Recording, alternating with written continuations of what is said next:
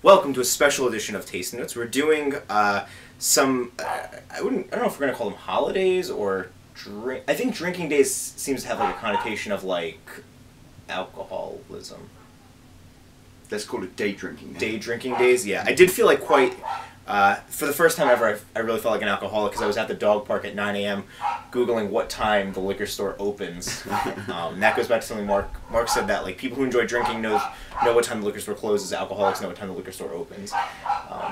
So anyway, so we're doing a special video today where we're going to do 2 IPAs, which well, why is this? Why are we doing IPAs? I'm going to explain it. Yeah. We're doing the IPAs because today, the day that we're releasing this video, is International IPA Day.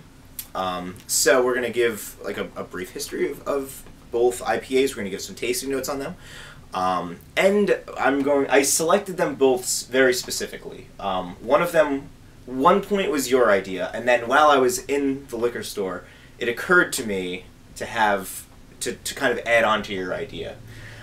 So let's start. The first one we're going to do is Sam Smith's Pale Ale. So Sam Smith, very famous British brewer. Yes. Yorkshire, isn't it? Yes, Yorkshire. So I looked them up. They apparently brew their beer with well water. It's from 85 feet down.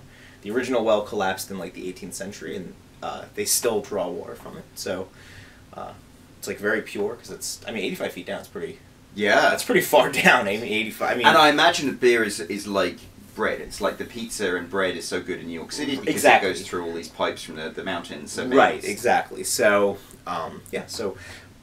And also, now I looked this up, Yorkshire, so it's fermented in Yorkshire squares. And I looked up what that means. Do you know what? Those are the big stone squares, aren't they? Right. So it's a two compartment style, where the bottom compartment has wort, which is like the liquid, I don't want to say runoff, it's the liquid generated. Yeah.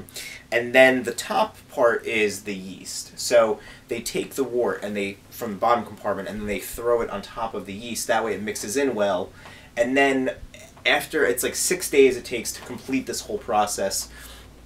And then after that they take the leftover yeast that's like still at the bottom of the top compartment, and then they throw it back into like the final mix to ferment it a little bit more, and that gets rid of all the excess sugar, and it kind of mellows out the taste of the beer. Because if you just drink it straight from that original process, without that second wave of fermentation, it's like very bitter apparently. So.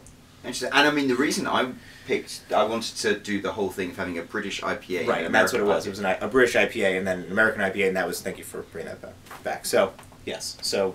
Well, I was going to say, so the history of IPAs, it's called India Pale Ale, and back when in the British Empire owned India, actually it was like a first corporation, it was the East India Company. The British soldiers and people out there wanted British beer.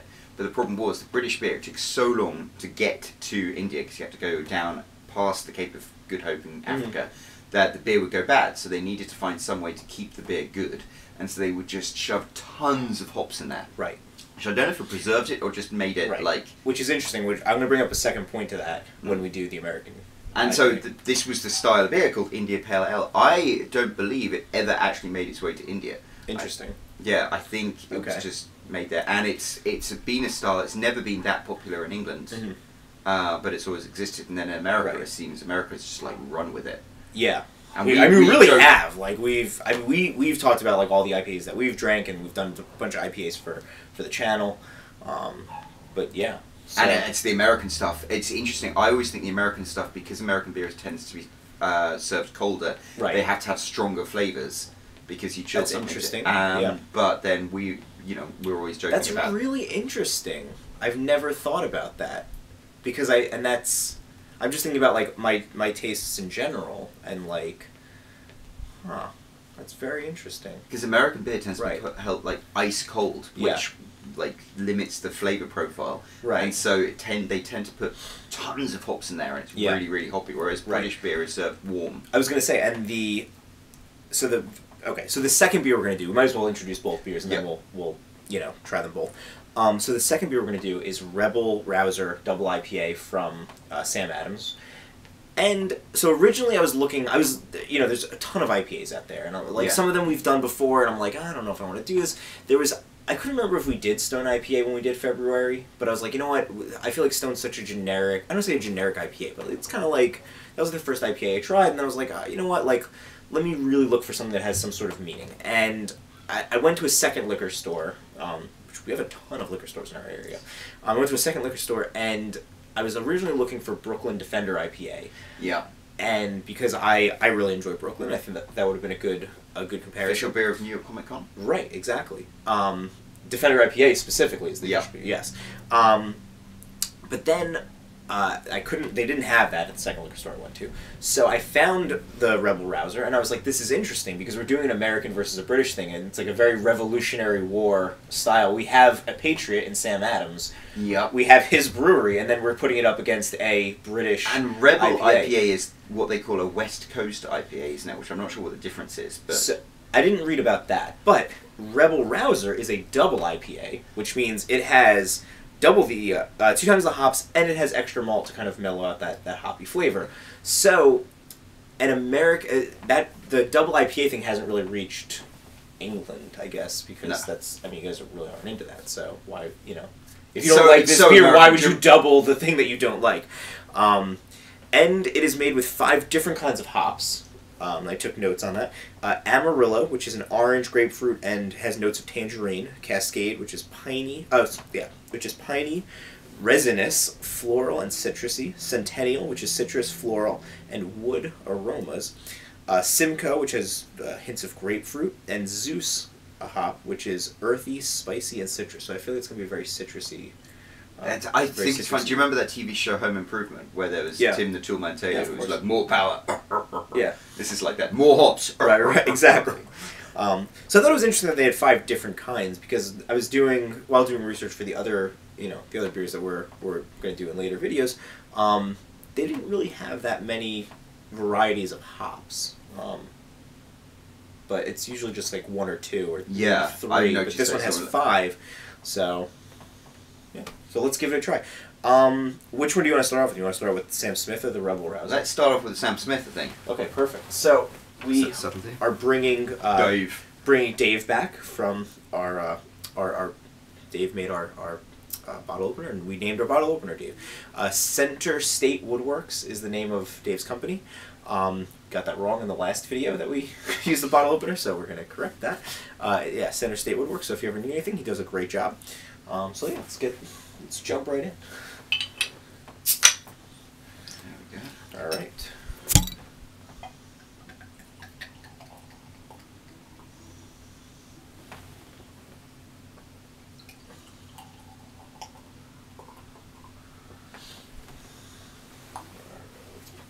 Thank you, sir. So, I would say it's kind of cloudy, so it's like unfiltered. It's really dark. It's got good hop. Right. And it's nice. It's very malty. I would say the smell is more malt than hops. That's good. Yeah. I actually do prefer this over American IPAs. Without even drinking the second IPA we're about to drink. It is nice. It's not as hoppy. And it was funny because I was thinking, you mentioned the cold versus warm serving thing. When I came home, I just immediately put the beer in the fridge, and all the beers were already in the fridge, like when I bought them, except for the Sam Smith. So I thought that was interesting that you brought that up. That European beers typically serve warm. Excuse me, this is always embarrassing. My phone is making some kind of.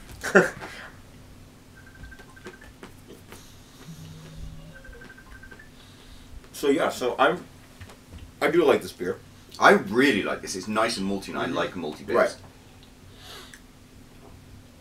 I don't know why. Because this is cold and it's still very flavorful. Yeah, but I mean, the hops aren't. They're not hugely they're not like in your face. Right, that's what I'm saying. Is like you were talking about how like Americans kind of like because they serve their beer so cold, like that's probably why they start adding hops. I mean, I don't know. I think that we have this like I think that there's this like sentiment of intensity with Americans, where it's like you have to be like you have to have like the greatest whatever Go it big is. or go home. Basically, right. I mean, I was looking online today and I saw it was a type of curry. 100% I mean, I didn't see where it was made. It had to have been made in America. A type of curry that was so hot that when they make it, they wear gloves and goggles. Why are you ingesting that? If something is so intensely hot, you can't put it on your hands. It should not be going inside of you to be ingested.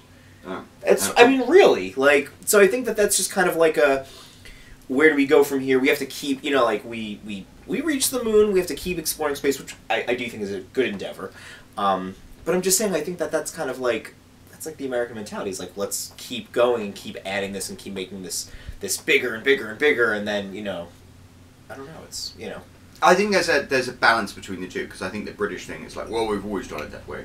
But this is nice. This is like subtle. Yeah, but I much prefer this over an American beer. So let's see. After I say that, let's see.